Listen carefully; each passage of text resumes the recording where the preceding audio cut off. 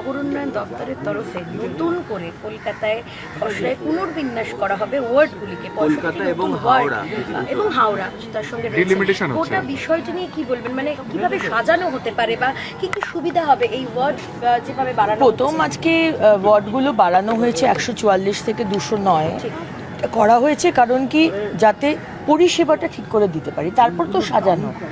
আগে তো মানুষকে জলটা দিতে হবে, আগে তো মানুষের বাড়ি থেকে নোংরাগুলো বর্জ্য পদার্থগুলো তুলে নিয়ে গিয়ে সেটাকে ঠিকমতো ব্যবস্থা করতে হবে, তারপরে তো সাজানোর ব্যাপার আসবে।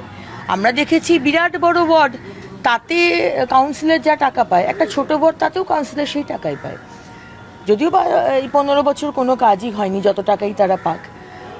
সুতরাং সেই হিসেবে আমরা হাওড়া এবং কলকাতাকে ওয়ার্ডগুলোকে বাড়িয়েছি যাতে পরিষেবাটা ঠিক করে দিতে পারি, তারপর তো সাজানোর ব্যাপার।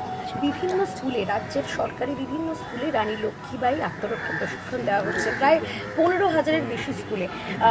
বিশেষ করে ছাত্রীদের এই যে সেলফ ডিফেন্সের কথা ভাবা হচ্ছে, আগের সরকার, পূর্বতন সরকার এই বিষয়ে কিছুই ভাবেনি। মহিলাদের নিরাপত্তা বা ছাত্রছাত্রীদের নিরাপত্তাটা একেবারে স্কুল থেকে শুরু হচ্ছে, এটা কি বলবেন?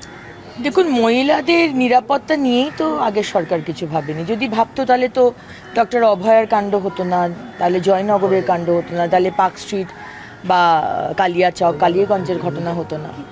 আজকে আমাদের সরকার প্রথম দিন যখন সরকারে ছিলাম না তখনও আমরা প্রতিবাদ করেছি, আর আজকেও আমরা যাতে ঘটনা না ঘটে সেই জন্য মাননীয় মুখ্যমন্ত্রী আজকে আমাদের দুর্গা বাহিনী বা আজকে প্রতিটা থানাতে উইমেন ডেস্ক, হেল্প ডেস্ক, প্রতিটা মহকুমাতে উইমেন থানা, মহিলাদের জন্য স্কুটি, মহিলাদের জন্য পিঙ্ক পেট্রোলিং কার, হেল্পলাইন নাম্বার, এইসব ব্যবস্থা করা হচ্ছে।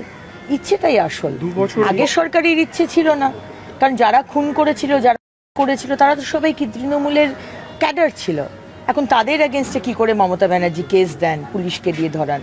তাই জন্য মহিলাকে অপমান করা হয়েছিল, পেটে বাচ্চা আছে, প্রেম আছে, এগুলো বলা হয়েছিল।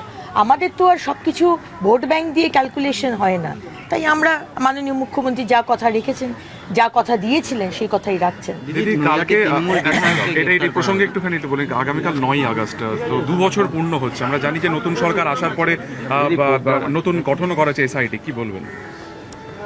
আমরা চাই এবং মাননীয় মুখ্যমন্ত্রী বলেছেন যে অভয়ার ঘটনাই বলুন বা অন্য যে কোনো ঘটনা বলুন, যেটা আপনার মনে হবে 2021-এর পোস্টপোল ভায়োলেন্স কেউ বিচার পায়নি, সেখানেও কিন্তু আলাদা করে কেসগুলো খোলা হবে।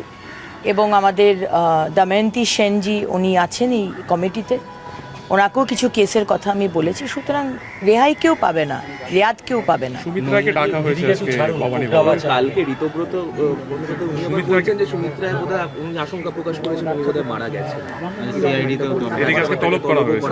কাইন্ডলি আমাদের প্রোগ্রামটা অভিষেক, এটাই লাস্ট কোয়েশ্চেন নিচ্ছে। অভিষেক ব্যানার্জি সুমিত্রা রায়েরকে কেন বাঁচাবার চেষ্টা করছেন বা কেন বলছেন উনি মারা গেছেন, সেটা আমরা ভালো করে বুঝি।